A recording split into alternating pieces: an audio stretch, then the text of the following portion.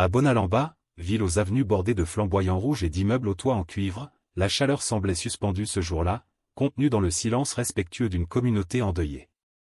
On venait de rendre hommage à l'une de ses plus grandes figures, Madame Élise Djalé, doyenne d'une famille influente et bienfaitrice historique de la région. Les funérailles avaient été grandioses. Sous les tentes blanches dressées dans le vaste jardin de la résidence familiale, des personnalités politiques, des figures culturelles, des journalistes et de simples habitants s'étaient réunis pour saluer une dernière fois celle que l'on appelait affectueusement Maman Élise. Les discours s'étaient succédés, les chants s'étaient élevés, les larmes s'étaient mêlées aux accolades feutrées. La perte était réelle. Le prestige, palpable.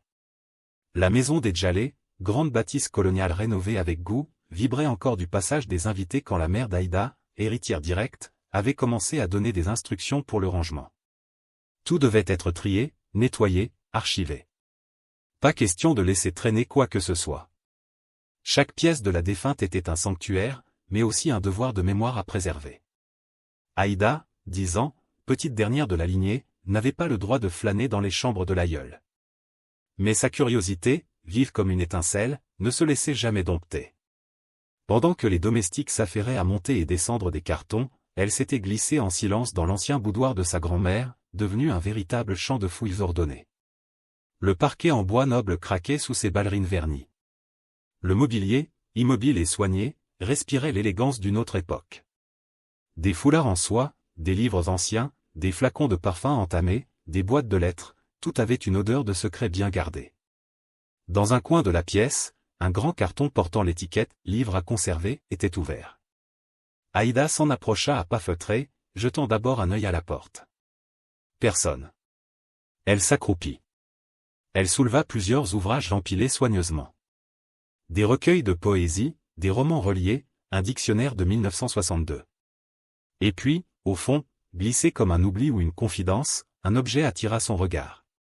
Un carnet. Magnifique. La couverture était en cuir grenat, patiné par le temps, bordé de coutures dorées. Un fermoir en laiton légèrement terni le gardait clos, comme s'il protégeait encore jalousement ses secrets. Le cœur d'Aïda accéléra. Elle le saisit doucement, l'observa, puis se leva en douceur et se réfugia dans sa propre chambre, à l'étage, là où la lumière entrait à flot par les grandes fenêtres blanches. Assise à son bureau, les coudes calés, elle fit sauter le fermoir.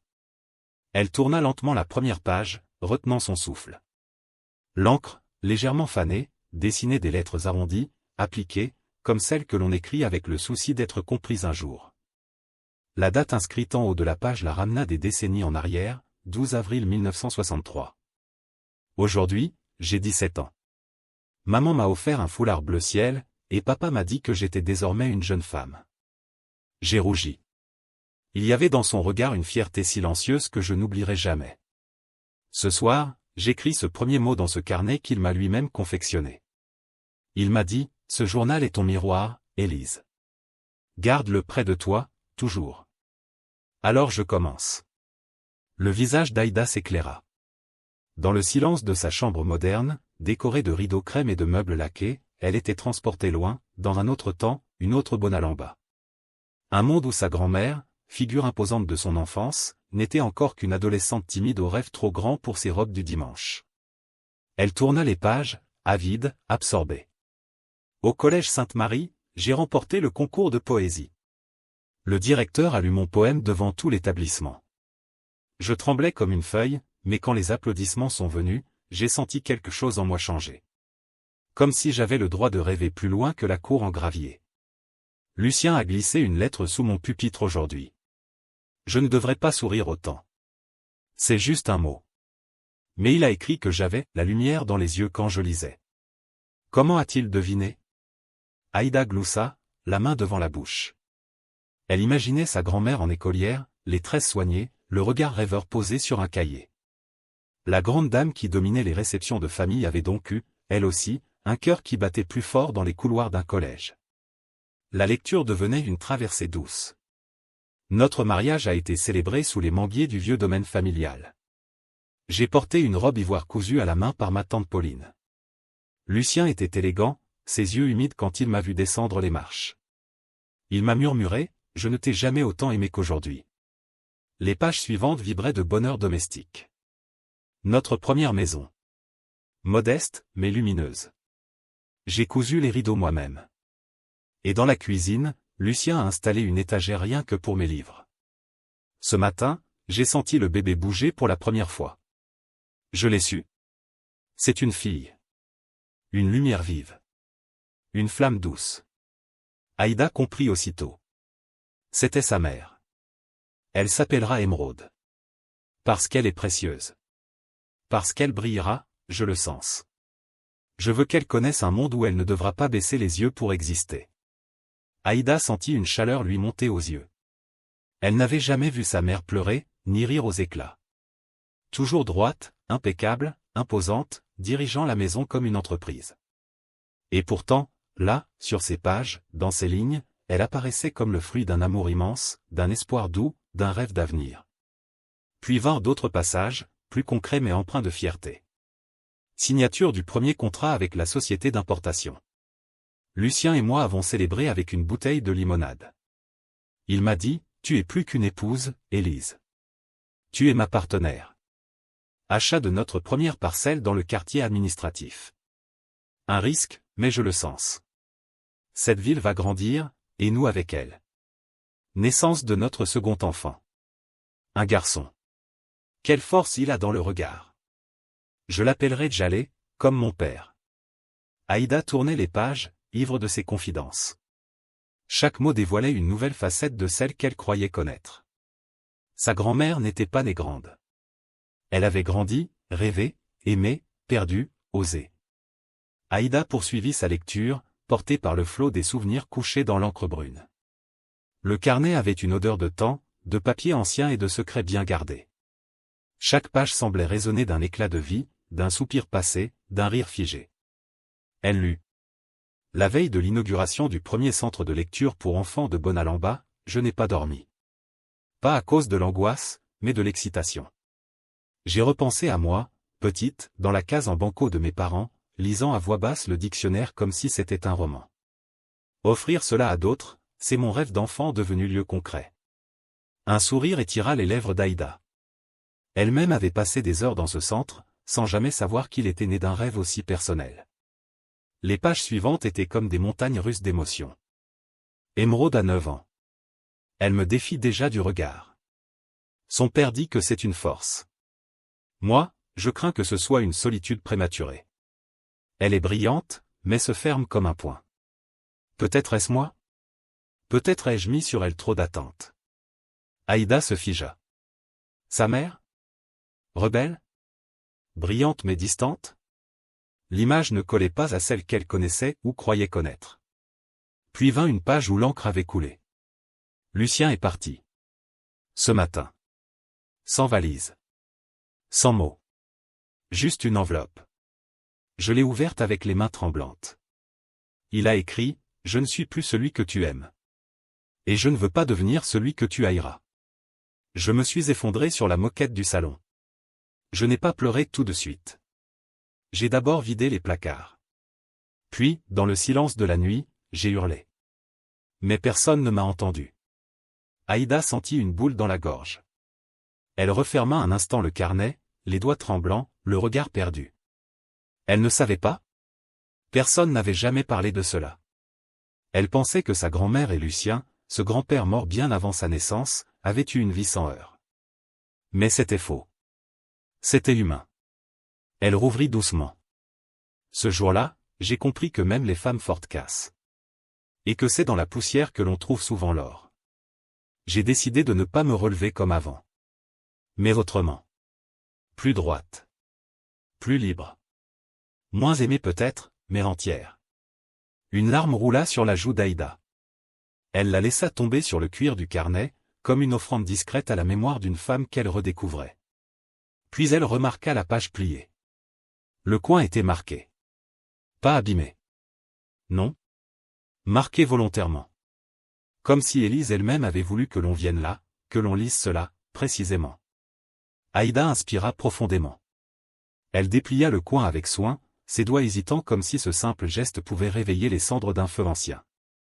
Aïda retint son souffle, les doigts crispés sur les bords du carnet.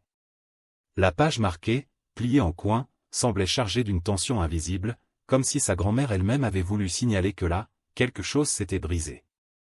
Ou révélé. Elle poursuivit la lecture, le cœur battant. 17 octobre 1982. Ce soir, j'ai entendu mon père parler à quelqu'un au téléphone.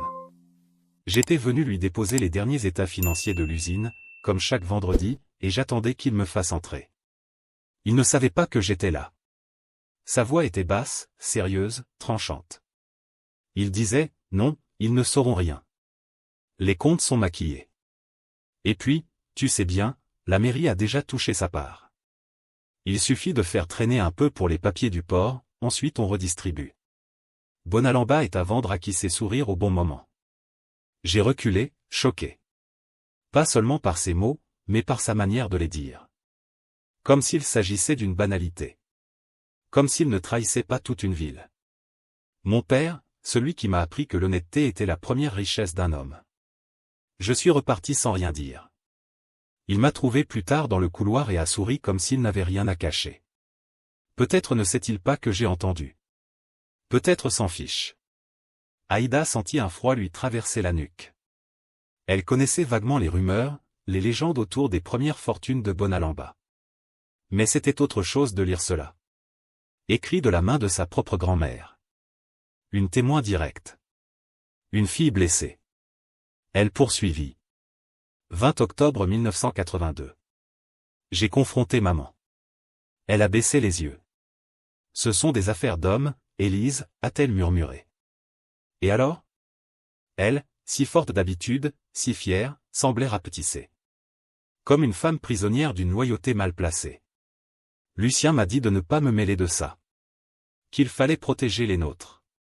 Que dénoncer mon propre père reviendrait à scier la branche sur laquelle tout le monde repose.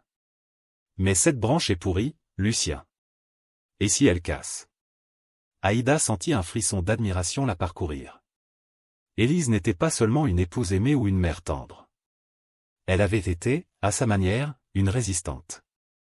Une femme debout au cœur de contradictions familiales lourdes. 23 octobre 1982. Je n'ai pas dormi de la nuit. Il y avait en moi une colère froide, une tension nouvelle, comme une bête éveillée. J'ai attendu que tout le monde quitte la maison, puis j'ai fait ce que je m'étais juré de ne jamais faire, fouiller dans les affaires de papa. Le bureau sentait encore son parfum discret de vétiver et de cigares. Les tiroirs, tous fermés à clé. Mais je connaissais l'homme. Il cache ses secrets sous des couches de routine, jamais bien loin. J'ai trouvé la clé dans le fond d'un globe terrestre creux. Ridicule. Et pourtant, j'ai eu les mains moites en l'insérant dans la serrure. Ce que j'ai découvert m'a glacé. Des liasses de documents soigneusement classés, certaines dans des chemises brunes, d'autres dans des enveloppes de notaire. J'ai commencé par les plus anciennes. Comptes maquillés. Biens non déclarés. Transactions avec des prête-noms. Une maison au nom d'un chauffeur. Un terrain enregistré au nom d'un cousin mort depuis 2 ans. Mais le pire est venu ensuite. Une série de documents liés à une entreprise nommée Soprotel SARL. J'ai reconnu le nom. Papa l'avait souvent mentionné comme une de ses premières vraies affaires. Il en parlait avec un respect presque religieux, comme d'un pilier de sa réussite. Les statuts fondateurs étaient clairs. Kassi Doumbé, l'ami de toujours, 80% des parts. Gédéon Mavandi, mon père, 20%. Mais dans un dossier à part, plus épais, j'ai trouvé des avenants aux statuts, des lettres manuscrites, des procès-verbaux d'assemblée générale modifiés. J'ai d'abord cru à une erreur. Puis j'ai compris. À la mort soudaine de M. Doumbé, en 1986, papa a falsifié les documents officiels pour inverser la répartition du capital. Il s'est attribué 80%, et n'a laissé que 20% aux enfants du défunt. Pire encore, avec le temps, il a trouvé le moyen d'obtenir les parts restantes.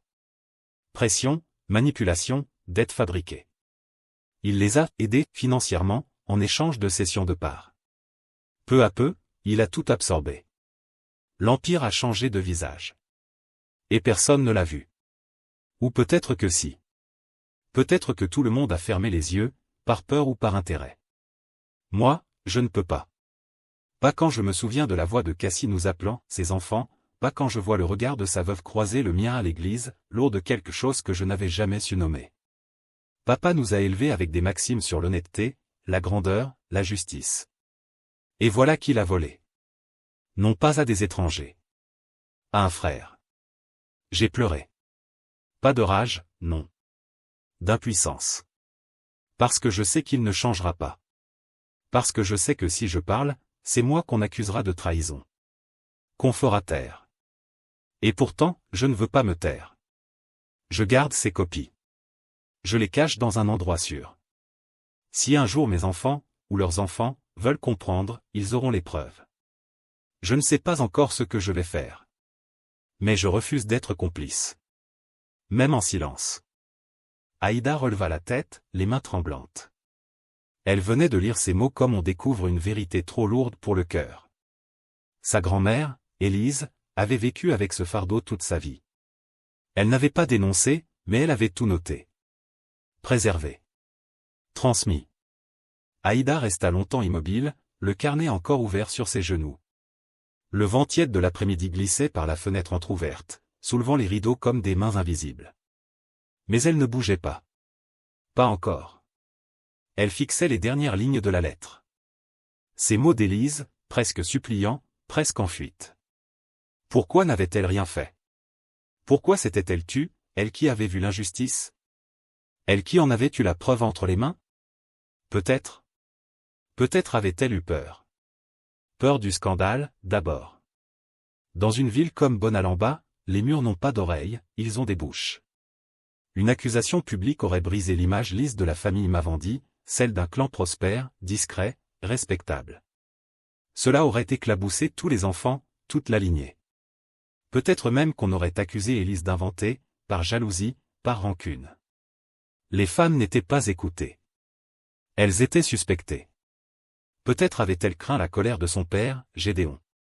Un homme que tout le monde craignait un peu, même dans ses silences. Il n'aurait pas accepté l'humiliation. Il aurait frappé où ça faisait mal, l'exclusion, l'oubli, la ruine émotionnelle. Ou peut-être Élise avait-elle simplement aimé le confort plus qu'elle ne l'avouait. Peut-être que cette villa aux murs blancs, ce jardin entretenu par 4 jardiniers, cette vie de soie et de privilèges, était devenue une prison dorée à laquelle elle n'avait pas voulu renoncer. Pas pour des enfants d'Oumbé qu'on n'avait plus jamais invités aux fêtes. Pas pour une vérité qui n'intéressait plus personne. Mais si c'est vrai, quel calvaire elle a dû vivre. Savoir. Se taire. S'habiller en souriant. Vivre avec ça. Mourir avec ça. Aïda sentit la colère lui monter au ventre. Pas contre sa grand-mère. Non. Contre ce silence transmis comme une malédiction, génération après génération. Le carnet d'Élise reposait sur le lit, comme un poids ancien qui refusait de se dissiper. Aïda avait relu chaque mot. Chaque phrase. Et plus elle lisait, plus la douleur se transformait en colère contenue. Un nœud se formait dans sa gorge, difficile à avaler. Ce n'était pas son père, non. C'était son arrière-grand-père, Gédéon Mavandi. Le patriarche. Celui dont on parlait avec des mots pleins de respect. Celui dont les photos trônaient dans toutes les pièces importantes de la villa familiale. Gédéon. Celui qu'on appelait l'homme visionnaire. Celui dont on disait qu'il avait fondé l'empire Mavandi avec sagesse et foi. Mais derrière les éloges, une vérité sale, cachée. Un vol. Un mensonge. Une trahison. Et le pire, c'est qu'Élise, la propre fille de Gédéon, avait su. Elle avait trouvé des documents, à l'époque. Elle l'avait écrit dans son carnet. Mais elle s'était tue. Aïda imaginait cette femme, jeune encore, ouvrir une malle interdite, découvrir des lettres, des contrats, des actes, et refermer le tout comme on referme une tombe. Pourquoi? Par peur du scandale?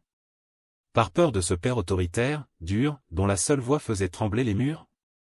Ou simplement parce qu'elle aimait sa vie de luxe, sa position, sa sécurité?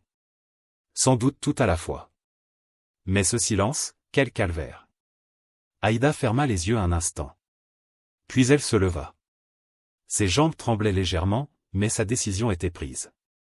Elle devait voir par elle-même. Fouiller. Chercher. Mettre la main sur ses preuves. L'après-midi même, elle prit la voiture familiale, une berline grise qu'elle conduisait rarement, et roula jusqu'à la vieille maison Mavandi, celle où Gédéon avait vécu jusqu'à sa mort. La demeure était inhabitée depuis des années, mais bien entretenue. On y envoyait parfois une gouvernante pour l'aérer, dépoussiérer, comme on entretient un mausolée. Un gardien vivait sur place, dans une petite dépendance. Aïda, avec son visage que tout le monde connaissait dans la famille, n'eut pas besoin d'expliquer. Elle prétexta une envie de se replonger dans les souvenirs de son arrière-grand-père. Mais ce n'était pas de nostalgie qu'elle avait besoin. C'était de vérité. Elle monta les marches du bureau de Gédéon avec une boule dans la poitrine. La pièce sentait le vieux bois, le cuir et les papiers oubliés. Rien n'avait changé. Tout était figé dans le temps, comme s'il allait revenir d'un instant à l'autre. Elle passa la main sur la surface lisse du bureau. Puis elle commença à fouiller. Tiroir après tiroir. Dossier après dossier. Elle tomba sur des journaux d'époque, des lettres à des partenaires commerciaux, des plans d'affaires, des rapports financiers, et puis, au fond d'un coffre métallique rouillé, un dossier épais, rangé dans une pochette verte usée. Dessus, un mot manuscrit, confidentiel. Aïda l'ouvrit. Elle sentit son cœur ralentir. C'était là. Tout. Des actes d'achat à bas prix signés par des membres de la famille Doumbé. Des lettres les suppliant de laisser quelque part à leurs enfants. Des contrats léonins, pleins de termes juridiques et de pressions déguisées. Et surtout, un mémo interne dans lequel Gédéon écrivait en toutes lettres. Une fois le transfert achevé, coupez tout lien avec les Doumbé. Ils n'ont plus leur place dans l'avenir de Soprotel. Aïda prit des photos. Une à une. Chaque page. Chaque nom. Chaque signature. Ses mains tremblaient, mais son esprit était clair. Le soir même, elle rentra chez elle. Elle attendit que la maison soit calme. Son père n'était pas là, il assistait à une réception officielle. Sa mère, elle, était dans le salon privé, un livre dans les mains, les jambes recouvertes d'un plaid fin. « Maman ? Je peux te parler ?» La femme releva les yeux. Elle vit tout de suite que ce n'était pas une simple discussion. Il y avait quelque chose dans les yeux d'Aïda. Un feu, une urgence, une tension douloureuse. « Bien sûr, viens. » Aïda s'assit près d'elle. Elle ouvrit la galerie photo de son téléphone. Puis elle dit, d'une voix basse, presque rauque. « Tu savais que grand-mère Élise avait découvert des choses, sur l'arrière-grand-père ? Que c'est lui qui a pris l'entreprise aux Doumbé, en les ruinant, en les effaçant. Tu le savais ? » Un silence. La mère d'Aïda pâlit. Elle referma doucement son livre, le posa sur la table basse. « Où as-tu vu ça ? » Dans son carnet. Et dans ses papiers. J'ai tout trouvé. J'ai des preuves. Elle lui tendit le téléphone. Une à une, les photos défilaient. Des mots. Des chiffres. Des contrats. Des décisions qui avaient détruit une famille et enrichi une autre. La mère d'Aïda serra les lèvres. Ses yeux s'humidifièrent sans qu'elle ne cligne. Elle resta longtemps sans rien dire. Puis elle murmura. Je savais qu'il y avait quelque chose. Mais jamais je n'aurais imaginé ça. Ta grand-mère, elle m'avait dit un jour que notre fortune portait des ombres. Mais elle ne voulait pas en parler. Elle disait juste, il ne faut pas réveiller les morts. Mais ce ne sont pas les morts que je veux réveiller, maman. Ce sont les vivants qu'on a enterrés. Elle regarda sa mère droit dans les yeux. Je ne veux pas de cette fortune. Pas comme ça. Je veux réparer. La mère d'Aïda hocha lentement la tête. Pas d'accord. Pas en colère. Juste, vaincue. Comme si elle venait elle-même de recevoir un coup dont elle ne se relèverait jamais vraiment. Alors, fais-le. Mais sache que ce que tu t'apprêtes à faire va briser beaucoup de choses dans cette famille. Si elle se brise, c'est qu'elle n'était pas saine. Les jours suivants furent un champ de tensions silencieuses. Le carnet d'Élise restait caché dans le tiroir de chevet d'Aïda, mais son contenu flottait dans l'air de la maison comme un parfum de soufre. Quelque chose avait été brisé. Pas un vase, pas un mur. Mais l'illusion. Le dimanche suivant, son père rentra plus tôt que prévu. Il referma la porte d'entrée d'un geste nerveux. Sans lui adresser un mot, il monta directement dans son bureau. 1 heure plus tard, sa mère vint trouver Aïda dans sa chambre. Il est au courant. Je lui ai dit. Qu'est-ce qu'il a dit ? Rien. Mais il m'a demandé de te dire de le rejoindre dans son bureau. Aïda sentit un frisson glacé remonter le long de son dos. Le bureau de son père était une pièce lourde, boisée, sans fenêtres ouvertes. L'air y était souvent aussi figé que les certitudes de son propriétaire. Il était là, debout, face à la grande bibliothèque. Quand elle entra, il ne se retourna pas tout de suite. « Alors, c'est toi. »« Oui, c'est moi, » répondit Aïda d'un ton calme mais ferme. Il se tourna. Son visage, d'habitude si lisse, était fermé. Plus pâle que d'habitude. « Tu as fouillé dans les affaires de mon grand-père. Ton grand-père a volé toute une famille, papa. Et tu penses que ça se répare avec des photos prises en cachette? Tu veux salir notre nom? Tout ce que j'ai construit? Ce n'est pas toi qui as construit, papa. C'est lui. Avec du sang et des silences. Tu es l'héritier. Comme moi. Mais moi, je refuse d'hériter d'un mensonge. Un silence brutal. Le genre de silence qui pourrait faire tomber des murs. Il approcha lentement. Tu n'as aucune idée des conséquences de ce que tu veux faire. Tu veux leur rendre quoi? De l'argent? Des parts de l'entreprise? Leur dignité ne se rend pas avec des excuses. Mais le silence ne la leur rend pas non plus. Ses yeux à lui brillaient, non pas de larmes, mais de fureur contenue. Il n'était pas un monstre. Mais il était le gardien d'un système, et ce système, c'était toute sa vie. Tu n'étais pas obligé de savoir, dit-il. Justement, si. J'étais obligé. Parce que je ne veux pas transmettre ce silence à mes propres enfants. Je ne veux pas que notre nom reste un mur. Je veux qu'il devienne une porte. Elle partit quelques jours plus tard, seule, sans chauffeur, sans escorte, avec pour seul bagage une pile de documents et le carnet d'Élise. Elle avait réussi à retrouver un nom, un prénom, une piste. Malik Doumbé. Petit-fils de l'un des associés spoliés, vivant dans un quartier périphérique de Bonalamba, loin du luxe et des villas. Quand il la vit arriver, il crut d'abord à une mauvaise blague.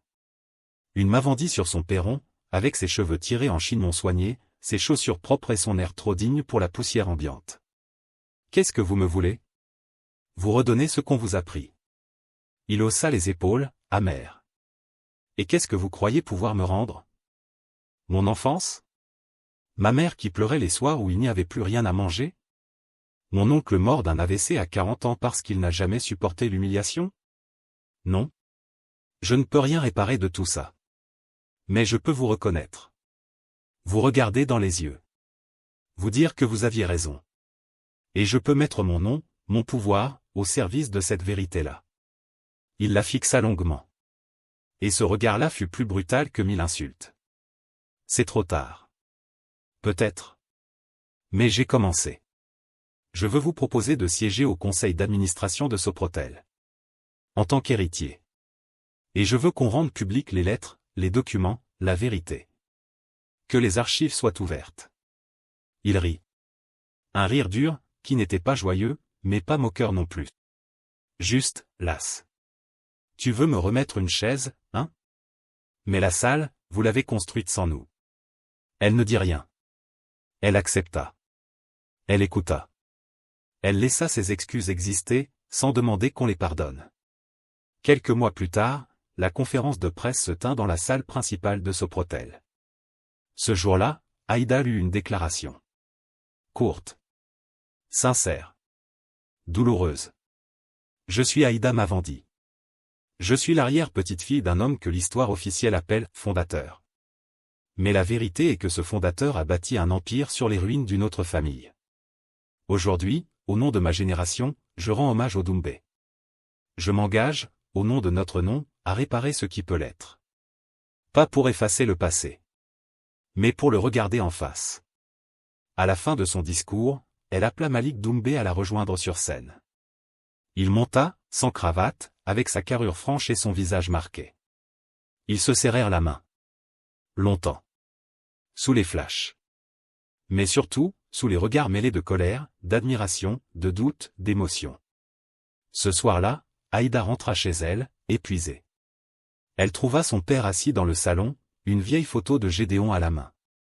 Il ne leva pas les yeux quand elle entra. Il dit simplement. « C'est bien. Ce que tu as fait. » Puis, au bout de quelques secondes, plus bas. Mais je ne te pardonne pas encore. Elle s'assit près de lui. Et répondit. Je ne me le pardonne pas non plus. Pas encore. Mais je le referai. Ce soir-là, seule dans sa chambre, Aïda alluma une bougie. Elle resta longtemps immobile, le regard perdu dans la flamme vacillante, comme si elle cherchait à y lire une réponse. Le carnet d'Élise était là, posé à côté d'elle, encore chargé de cette vérité brutale qu'elle venait de faire éclater au grand jour. Il y avait eu des cris, des silences, des regards fuyants, puis cette fatigue dans les yeux de sa mère.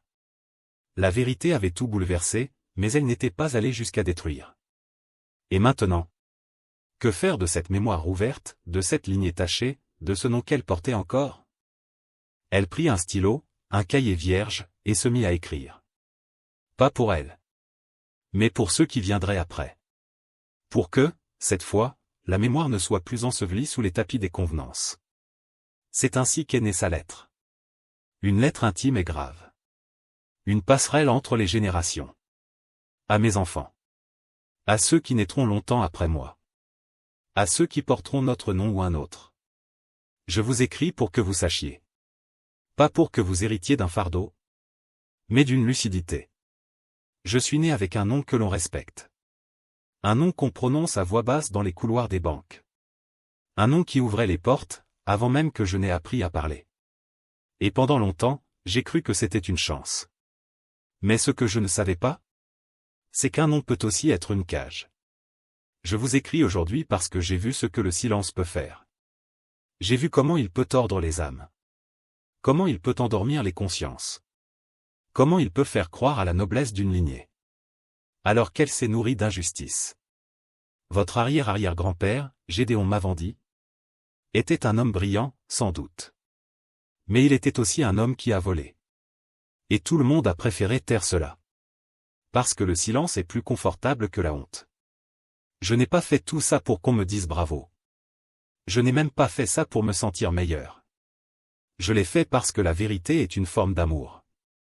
Et que rien ne pousse correctement sur un sol qu'on a pollué. Vous viendrez peut-être au monde dans une maison propre. Dans une ville moderne, dans un confort que d'autres n'ont pas connu. Mais n'oubliez jamais. Chaque privilège vous impose un devoir. Le devoir de mémoire. Le devoir de regard. Le devoir de justice.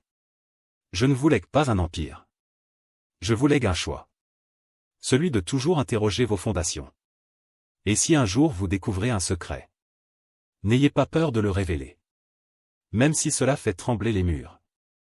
Car mieux vaut reconstruire sur la vérité que de vivre dans un château bâti sur le mensonge. Je vous aime. Même si je ne vous connaîtrai peut-être jamais. Aïda.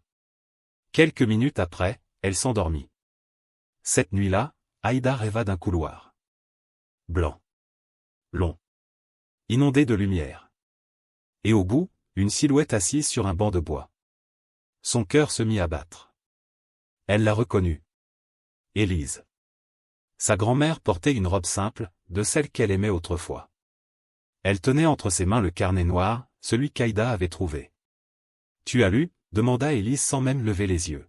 « Oui. Et j'ai compris. » Elle releva lentement la tête. Ses traits n'avaient pas changé. Mais son regard était libéré. « Tu m'en veux » osa Aïda. Élise soupira doucement. « Non. Je t'envie. Pourquoi tu n'as rien dit? Pourquoi tu n'as pas crié la vérité? » Un silence. Puis. Parce que j'avais peur.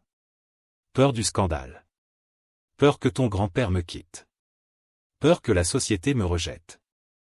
Et surtout, peur de n'être plus rien si je dénonçais ce qui faisait notre prestige. Aïda sentit une boule se former dans sa gorge. Elle s'approcha. Lentement. S'agenouilla à ses pieds. Mais tu savais, et tu as porté ce secret seul. Oui. Et crois-moi, c'est un poison lent. Mais aujourd'hui, tu l'as brisé. Tu m'as libéré, sans le savoir. Élise posa doucement sa main sur la tête d'Aïda. Ce que tu as fait, c'était courageux. Et douloureux. Mais tu as rendu l'amour possible à nouveau. Tu as nettoyé notre nom. Pas pour qu'il brille. Mais pour qu'il respire. Aïda ferma les yeux. Elle sentit une chaleur étrange l'envahir. Comme si une vieille blessure se refermait. Comme si un pardon silencieux traversait les générations. Quand elle rouvrit les yeux, Élise n'était plus là. Mais le banc portait encore son empreinte. Et le carnet était ouvert à la première page. Une phrase y était écrite, en lettres tremblantes, comme une prophétie. Un jour, quelqu'un dira la vérité. Et ce jour-là, nous serons enfin libres. Et vous, qu'auriez-vous fait à la place d'Aïda? Auriez-vous eu le courage d'ouvrir ces vieilles blessures familiales? D'exposer une vérité que tout le monde semblait vouloir enterrer? Ou auriez-vous préféré le silence, pour préserver la paix et les apparences? Dites-le moi en commentaire, j'ai vraiment hâte de lire vos réactions. Si cette histoire vous a touché, si elle vous a fait réfléchir, n'oubliez pas de cliquer sur « J'aime », de vous abonner à la chaîne et surtout, de la partager à vos proches. Ça aide énormément à faire connaître ces récits forts et humains. Merci du fond du cœur. Et vous, vous me suivez depuis quel pays? Laissez votre drapeau en commentaire. Je vous lis, je vous réponds, et je vous remercie pour votre fidélité.